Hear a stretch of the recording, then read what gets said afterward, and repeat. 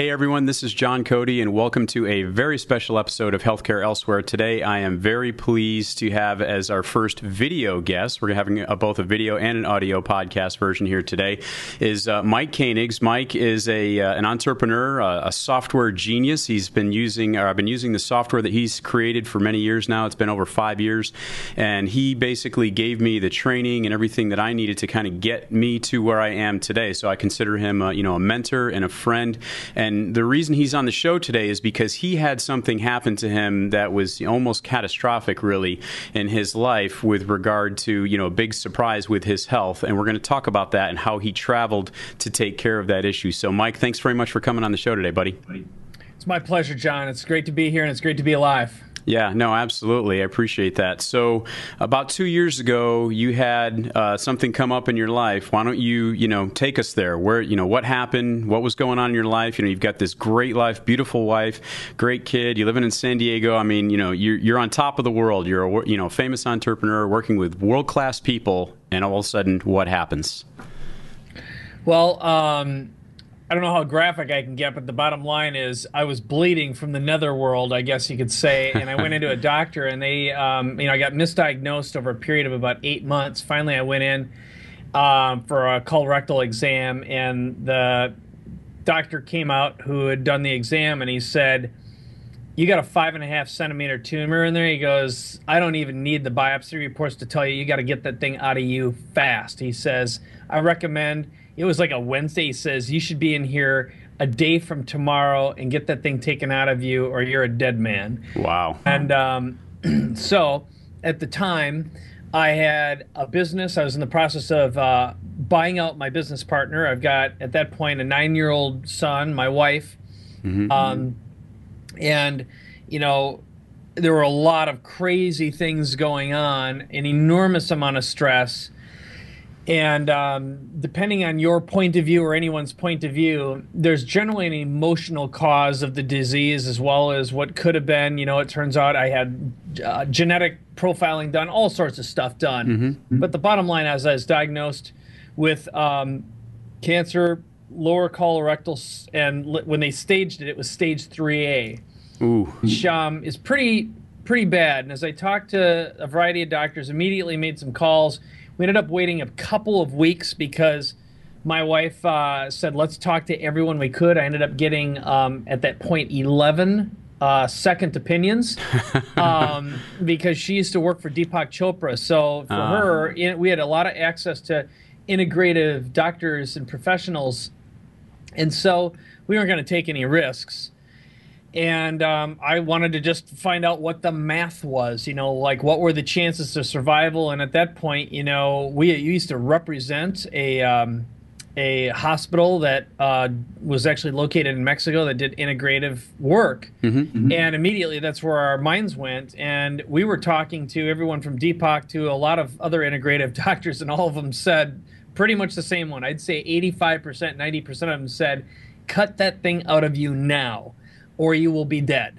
So we started making plans. Fortunately, here in San Diego, we did have some great care, at least for the initial stuff, which was the surgery and the chemo. We went pretty traditional with that. But when it came to radiation, I started doing the research. It became clear that we needed to find the best of the best of the best. And survival was obviously the first concern. The second concern was that I wasn't going to be carrying a bag around the rest of my life. Yeah. I'm 48 years old now, so I was diagnosed at 46. And quality of life concerns. And the problem with radiation, of course, is if you start messing with that, so, what the doctor said is you wouldn't be crazy if you didn't do it, but if you want to increase the probabilities of survival and decrease the risk of recurrence, it might be worth doing. And the math, okay, at least according to all the experts I consulted with, basically said you're increasing your survivability by 6 to maybe as high as 15% by doing radiation as well. So I opted for that, and that's when we made a decision to leave the state to get that done. Right. And I mean, you live down in the San Diego area, and of course you've got access to, you got San Francisco up there, you've got LA, you've got plenty of great places that you can go to get any kind of care that you need. And obviously you're fortunate in that you mentioned in the pre-show that you actually have, you had really good insurance that covered all of this, which was fantastic. For some of our listeners, that's why they're looking to travel to different places, whether it be overseas or another part of the country. So, for you though, it sounded like, you had all these great resources, and we actually interviewed one of your doctors, Dr. Nalini Chilkov, and she was great and kind of gave us a good overview of what integrative cancer, basically her practice is all about and the kinds of things she can do. But so you decided to head east and go where? Well, I'll give you the story. I'll answer the question, but I'll give you the little backstory. Yeah, I ended sure. up picking Duke Medical for a variety of reasons. And I had 5 questions that I asked every single doctor I spoke with. And like I said, I got 11 second opinions. So I said to all of them, okay, well, first of all, tell me what you got to tell me, because you have to tell me because you're a doctor and that's what you got to do. And they'd tell me whatever they had to tell me. And I'd say, okay, next question. What would you say if I were your spouse? What would you tell me to do? Second question is, what would you tell me if I were your kid? And the next question is, what would you do if you were me? Mm-hmm. And then the last question I asked is, let's just say the 2 people sat down next to each other in a bar. One of them happened to be a doctor with about your experience, knowledge, and worked at the place you're at. And the other guy sitting next to you happened to be someone who happens to have my particular type of cancer diagnosis. What would you tell that person as essentially an anonymous individual, or what would that person say to that individual if that person were anonymous and there was no accountability? Okay, right. And what I looked for was kind of consistency amongst the answers, and if there was a variation, I really wanted to know why. And after asking a lot of people, and we got referrals, thank God, through a variety of connections. It turned out my wife's ex-boyfriend's wife that's one way to get there. Yeah, exactly. Was diagnosed with the same problem, and she ended up having everything removed. It was horrible, and she's stuck to this day. I don't know what they ended up doing with her. She's got a bag, or they created what they call a pouch. So they basically build you a new colon out of your small intestine. It's a crazy surgery, but it actually works.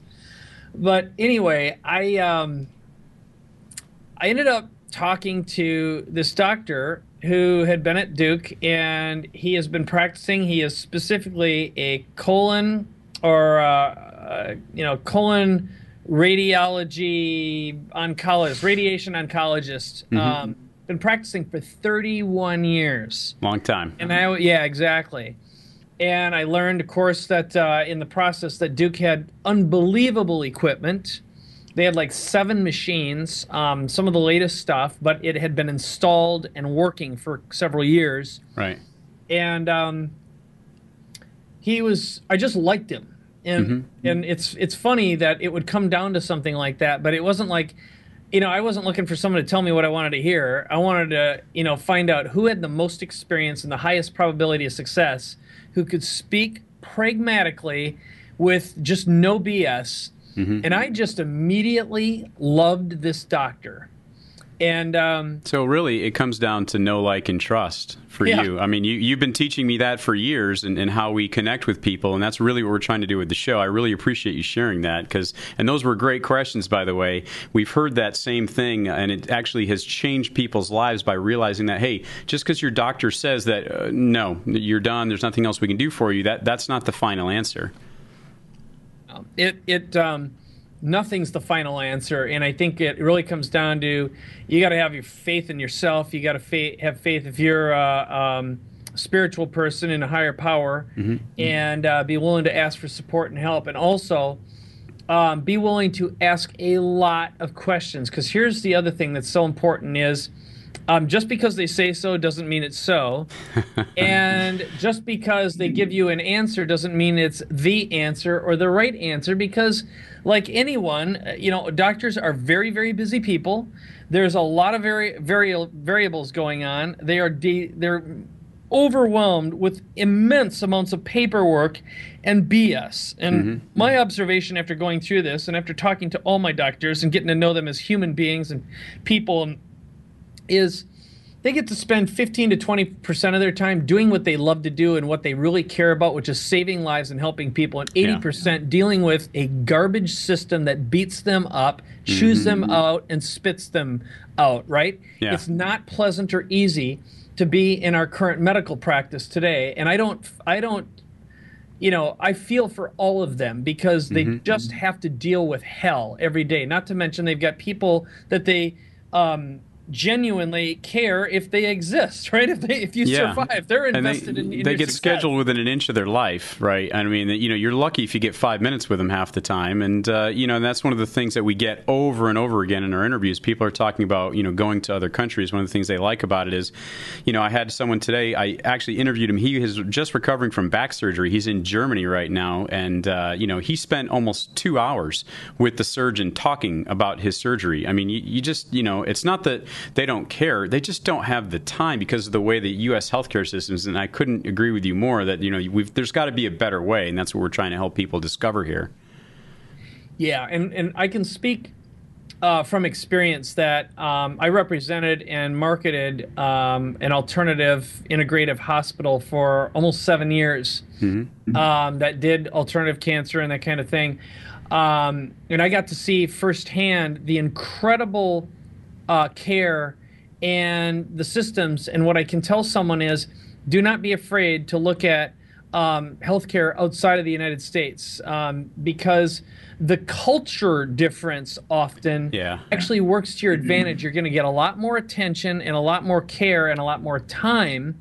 And because they are not overwhelmed with what is essentially a business hospital hostile environment, they have a lot more control. And if you can select a place based upon the personalities and the experience of the doctors, you know, the illusion that I think a lot of Americans especially live under is that we've got it made here and that this is the best. And the fact of the matter is, it's a grand illusion. Yeah. It just so happened that due to what I had and the access that I was granted through a number of incredible connections that, look, I was given a golden pass, really a golden ticket because of that access. And I wouldn't have been able to talk to some of the people I got to talk to. But knowing what I know now, when it led to the pre-care up to the post-care and what I did do before, during, and after is I can tell you, I followed my oncologist orders to a T with no variation. When I was told to take my medication, I took them precisely. I went and I told them everything that was going on and how I felt all the time. So they had as much data as possible to increase the probability of success. It's all numbers at some point, and mindset, quite frankly, because I spent the majority of my time, you know, laying in the fetal position, visiting the bathroom. At my worst, I counted 37 times in one day. And I will tell you, I had one raw rear end. It was not fun. And I wouldn't wish this experience on anyone. Sure. But I never lost hope. And part of that's because I had such incredible care. And that's what is important is having a great environment. And I know that's another thing that in the U.S., for example, you're rushed in and out very, very quickly. If you pick something outside of the U.S., you're often given a lot more time to recover in an environment that's very supportive of you. And again, that's not to say anything. I had a great experience at Duke. It was amazing. Yeah, you know, let me interrupt you just for a second, too. We have some personal experience with that as well. As you know, my wife, Jennifer, is a 2-time cancer survivor. The two of you have gotten to meet over the years, and she actually went to Duke. 25 years ago, she was at Duke getting an experimental cancer vaccine at the time. It was highly experimental. This is before, you know, DNA, we knew what that was, or the genome sequence had happened. I mean, this was way back in the, you know, the ancient days, you know, and they were just kind of a lot of guesswork and testing and tracking, and she was fortunate, one of the few 5% in that study who actually made it and survived after having gone through that twice. And we had a fantastic experience at Duke. So, you know, we couldn't speak highly enough of them. You know, we've recommended to anybody with any kind of cancer, hey, if that's something that they're specializing in, you should go take a look at them. And we still do. And it just so happened that you happen to find your way there as well. They've got a great facility, great people. Absolutely. It's incredible. privately held organization, by the way. Yeah. Just for the record. So you go there and you're like, now you see where the billions are and the money is at. There's a lot of money in cancer and heart care treatment, and I'm not saying that in a negative way. It's just there's a lot of money in that business. So I think ultimately, you know, the biggest thing here is just ask a lot of questions, and you have to take control of your body and the circumstance, and you can't just trust the system or people who are overworked and overburdened with all sorts of stuff to just read your mind and guide you through everything. The survivors are the ones who fight to survive and fight for their families and to be with them and to extend their lives. And again, I had a wife who was fighting for me. I had my son who was fighting for me, an incredible team. And now I really understand the we of healthcare. You know, this isn't about you. It's about being around an incredible environment and also being able to communicate successfully and knowing how to filter out the noise. So there's one other piece of advice that I'd give anyone who's ever going through any kind of a life-threatening conditional situation, which is this. When everyone finds out you're sick, you're going to get a lot of advice. My biggest advice to anyone who goes through this is this. Unless it's someone who's had what you had and is now happy and has survived, or it's a doctor that is an MD, or someone who works with MDs, who works specifically with what you have, take 90% of what they say and throw it away, okay? It's irrelevant, because if I would have taken some of the advice that I received, and I literally was given over 350 pieces of information, whether they were emails, books, that's amazing, or other stuff. And that's part of being a public figure, right? Right. And I'm not a big public figure, but public enough. Yeah. But I created a filter to push all that away. And basically what I did is, number one, unless they had it, like I said, or they're a real MD or work with real MDs, ignore it. It's garbage. And you're going to have all these people with MLMs pop out of the thing and all these miracle healers and herbs and alternative stuff. And if you listen to them, you will die, okay? How's that for putting it on? Well, and I appreciate you being blunt and putting it out there like that, because you know there's a certain point where the experts, you listen to what they have to say, the doctors and this and that, and if they're telling you the answers that you don't want to hear, then you go get second, third, 11th opinions. It brings me to we had a fantastic interview with a woman who had MS, and we've had actually two different ladies on the show who had MS, and both of them went to completely different paths, and they're fairly controversial procedures in their own way, and some people disagree with them or whatever, but the bottom line is both of them were told, look, you're probably going to live a life in a wheelchair and this and that. There's nothing else that we can do for you in the American healthcare system, and they refused to accept that as an answer. And some people would just be like, oh, well, that's what the doctor said. I got two opinions. There's nothing else I can do. And as entrepreneurs, like-minded individuals like us, we're trying to encourage people to say, no, look, you need to take charge of what you're doing and not accept that as an answer, and go out and get 10 opinions or 20 opinions or whatever you got to do, because there's so many things happening with the technology and biotech and medicine and everything else. We do this thing, the Onwards Medical Breakthrough of the day, where we break out for a minute, and every single day we put something out that has a link to something about 3D printing prosthetic limbs for $100 instead of the tens of thousands of dollars that it costs for somebody else, and just all kinds of interesting things like that with biotech and everything, and just goes to show that this is moving very, very quickly, and no doctor can possibly keep up with all of these changes. So you have to get out there, talk to as many experts as you can, and like you said, I think these people that were reaching out to you, they meant well, but you've got to filter it and say, look, from the marketing world, you've taught me this before, that, when you get people to know, like, and trust you, it's all about telling those stories and having people give their testimonial. And that's exactly what you're talking about, I think, here, is being able to go to somebody who's done this and been there and survived it and said, yes, this worked for me. You should go check this out. I totally agree with you on that. And the other elements, the bigger pieces of advice are, again, you have to work with your oncologist if you're going through cancer, for example, because in general, they don't want to affect anything that can affect their stats and their odds, right? So they're not going to want you scooping up and putting all sorts of stuff in your body. And at least mine thinks that all supplements are a bunch of hooey. And anyone who talks about alkaline diets, for example, and alkaline lifestyle, he says it's a bunch of BS.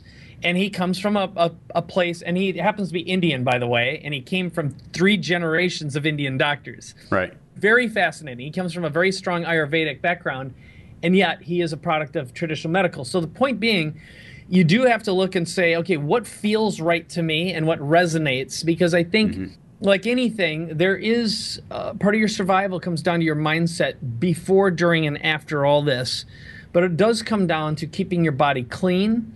And if I had one regret, it's I know that if I would have had Dr. Nalini working on me prior to and during my surgery and my chemo and during the radiation too, I wouldn't have suffered from, I still have a little bit of neuropathy in my fingers and my toes, which may or may not ever go away. You know, it's not so bad that I can't do stuff, but it's tingly and like my toes feel cold all the time. It's just annoying.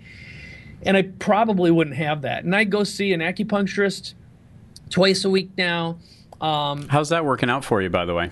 Awesome. Highly recommend it to anyone, whether you're unhealthy or healthy. Yeah, I'm sorry. When I got my knee surgery last year, we had stem cell implants into my knee. I've mentioned it a couple of times on the show. And yeah, I actually went for that therapy and went in for both for pain management and for circulation and flow and to help with flexibility, you know, because obviously the knee had a lot of trauma to it and everything. And my acupuncturist did a great job. I really credit him with helping to get me up and moving and with a lot less pain and stress than I would have otherwise would have happened. Yeah, I would say that anyone who doubts the efficacy and value of acupuncture is blind, deaf, and dumb. I just need to take a look at it. Yeah. Moron, okay? It's like it is transformational, and there's enough medical evidence to support it now. Sure. But yeah, I know that'll sound a little bit harsh, but it's like, I mean, I have no time for stuff that doesn't work, and I have no patience for tomfoolery and shenanigans in any realm, because what I can tell you is on an alternative side, one of the people I went to after I was diagnosed, I had scans, I had, PET scans, et cetera, blood tests, and had a colonoscopy with the pictures. And I go into an individual who's a big advocate for alkaline diet, very, very well-known doctor and author who basically just said I should go stay at a green juice camp and have green juice colonics every day, and that the tumors would disappear.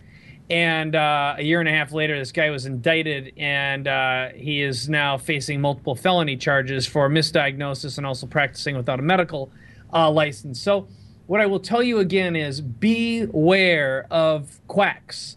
And if it sounds too good to be true, here's the deal. I don't believe that conspiracies exist, okay? They're fun to believe in, and I wish there were UFOs, and I'd love to see one. It's sort of like X-Files. I want to believe. But if it hasn't been proven and it doesn't consistently happen, it's probably BS, okay? Sure. Do not stake your life on shenanigans, tomfoolery, and stuff that if you go to, I think it's Snopes.com or some of the go there and then research and investigate. And if most people, especially the medical doctor community, says it's a scam, it's because it is, all right? Yeah. Doctors don't just, again, I'm sure there's bad stuff that goes on in the pharma business and with doctors and stuff like that, but most of them are good, honest people who just want to do their jobs, help people survive. And this business about, what fill in the blanks, blah, blah, blah, it's horse manure, okay? Do not stake your life or be crippled the rest of your life because you didn't look at the odds and the stats. And again, when you get down to it, I can tell you that I was posed with some very difficult questions, and in the end, as of less than 3 weeks ago, I had my PET scan after two years from my original diagnosis, approximately. I'm clean and clear. Now, dude, I know. I saw that on Facebook, and I was just, Jennifer and I were just so excited for you, and it went out, and thousands of people commented on. I mean, it was fantastic. I mean, the outpouring of just, love and affection, for the community that you serve. I mean, you're a great guy. You take care of your people, and to have something as horrible as this happen to you, we were all just pulling so hard for you, and we're so excited to hear that you've pulled through this now successfully after 2 years. Well, thank you for that. And what I'll tell you is I'm here because what kept me going and kept me alive is the need to serve. Mm-hmm. And I think it really comes back to what's your purpose, because that's going to help you get through anything. And knowing what your life's purpose is all about can help you get through just about anything, including incredible pain that your body, frankly, your brain starts to do weird things and your body's in a horrible state of pain. And I remember consciously there were 4 occasions when I know exactly when I could have chosen to die because the pain was so horrible. Mm-hmm. But in the end, I was like, I wasn't going to let down my son, my wife, the rest of my family or my community. And that would be, again, another piece of advice, which is just like, listen to your doctors, get attached to your big why, get alternative and integrative care in association with, integrated with your MDs. Be full, have full disclosure and let them know, look, I want acupuncture while I go through my treatments. I do want to be adjusting and being on a whole diet. And if that means for you, and again, it just depends on what you had. In my case, because I had a big chunk of my colon removed, eating raw food was not an option, okay? Yeah. Tried that. It was a horrible thing. It just doesn't work, okay? Mm-hmm. And I had a lot of people come to me, oh, you have to do that or you're going to be dead. All right, well, in the end, I just decided to eat as clean of food as I could. As I say, I'm on someone else's pet's diet. I eat other people's pets. So I know where the animals are coming from, but I feel best when I'm on animal protein. But in general, I mostly avoid red meat. And it's, young poultry and young fish that's freshwater predominantly. But again, you just got to really learn to listen to your body. And I highly recommend, no matter what your belief system is a meditation practice. And, I oftentimes, someone who's a fundamentalist, born again or something like that will go, oh, well, here's the deal. Meditation has nothing to do with religion or spirituality. It is a way to train your brain to become hyper aware of what your body is experiencing, and it doesn't in any way conflict with your belief system. And if it does, I believe you're kooky, all right? and that will end up, that closed-mindedness could damage your probability and chances for success. Yeah, it's absolutely. got medical data and proof to support it. Yeah, and I mean, my wife is living proof of that. Jennifer was, 24 years old, a military officer. That's where we had met. Healthy, great, great person, ate healthy, never got out in the sun or anything, and all of a sudden she's got skin cancer that turns into lymphoma at 24 years old. And this horrible thing happens to her, and it got to the point where they were like, well, she's terminal. It's probably not going to be a good outcome. And she just, looked me in the eye and was just very, she said, look, I'm just too stubborn to die. I'm too young. I got too many things to do in life. I'm not going to leave my newlywed husband behind as a widower at 25 years old. And, obviously there was more to it than that. She had a lot of great care, and she had, the vaccines and all this other stuff that was going on. But I truly believe that, changing her diet and having an incredibly positive mental attitude, just as you're talking about right here, really has a lot to do with that, whether you survive or not. Because like you said, there comes a point where you can, the pain is so bad and everything else, you can just kind of give up and, and that's it, right? So I totally agree with what you're saying there. And for those who are, out there listening and taking a look at this, whether, they're looking to travel somewhere else in the U.S. or travel, internationally, whatever, do your research, figure out where you need to go, figure out what's going to be the best solution for you, and then take massive action and do it. I'm not a medical professional. Mike's not a medical professional, but we're just here to try and, convey to people that this is, the opportunities are there and things are changing extremely rapidly, and you have great opportunities out there. Take advantage of them and go out there and do it. And just, and like you said, you got to have that positive mental attitude. It really, really does make a difference. Well, I think there's another interesting thing that I just read recently, which is too many options are actually your enemy. So whittle down your options as quickly as possible. Sure. And pick something. And don't be wishy-washy about it. Like I say, you really got to trust your intuition. And that's, again, why I'm a massive, massive believer in meditation and the practice, because what it does is it clears your brain and helps make you objective. Because when you are able to see your own body from a non-judgmental, objective point of view, you can also see truth that way as well. And anything that influences that through dogma is ultimately your enemy. That's where bad mistakes get made. It's habits can cause you to do things that are just plain dumb and illogical. And being pragmatic with your health, in my opinion, results in living healthy and surviving, and again, being able to serve your why, your family, your children, and you more effectively. And you're no good to anyone if you're dead or crippled.